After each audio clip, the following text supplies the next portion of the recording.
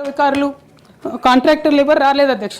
నేను ఎప్పుడు కూడా పేద ప్రజల మధ్యలోనే ఉండి పనిచేస్తున్నాను అధ్యక్ష. నా దగ్గరికి వచ్చినటువంటి బీడీ కార్మికులు కావచ్చు, బీడీ టేకేదారులు కావచ్చు, అంగన్వాడీ టీచర్లు కావచ్చు, ఆశా వర్కర్లు కావచ్చు, ఐకేపీ ఎంప్లాయీస్ కావచ్చు అధ్యక్ష, అదేవిధంగా జిహెచ్ఎంసీ కార్మికులు కావచ్చు అధ్యక్ష, టీచర్లు కావచ్చు అధ్యక్ష, నిరుద్యోగులు కావచ్చు, ఆడబిడ్డలు కావచ్చు, సింగరేణి ఉద్యోగులు కావచ్చు, కరెంట్ ఎంప్లాయీస్ కావచ్చు, ఎవరు వచ్చినా అధ్యక్ష నేను కాదనకుండా నాకెంత వీలైతే అంత పనిచేసి పెట్టేటటువంటి ప్రయత్నం చేసిన అధ్యక్ష. అయినా సరే అధ్యక్ష, పార్టీ మౌత్ పీసులుగా ఉండేటటువంటి పార్టీ పేపర్లు, పార్టీ ఛానళ్ళు ఏ ఒక్కరు కూడా ఎన్నడూ కూడా మద్దతు ఇవ్వలేదు అధ్యక్ష. అయినా సరే ధైర్యం వదులుకోకుండా మొక్కువని ప్రయత్నంగా నేను ప్రయత్నం చేస్తూనే వెళ్ళాను అధ్యక్ష.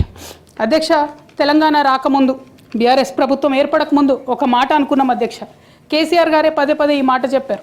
ఉమ్మడి రాష్ట్రంలో మనకు కాంట్రాక్ట్ వ్యవస్థ వచ్చింది, మరి కాంట్రాక్ట్ ఎంప్లాయీస్తోని, అవుట్సోర్సింగ్ ఎంప్లాయీస్తోని దేశానికి నష్టం జరుగుతుంది, రాష్ట్రానికి నష్టం జరుగుతుంది, అందరికన్నా ఎక్కువ తెలంగాణ యువకులకు నష్టం జరుగుతుందని చెప్పారు అధ్యక్ష.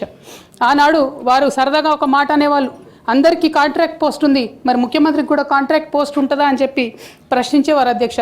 కానీ తెలంగాణ వచ్చిన తర్వాత 10 ఏళ్లలో కూడా కాంట్రాక్ట్ వ్యవస్థను మనం రద్దు చేసుకోలేకపోయినాం అధ్యక్ష.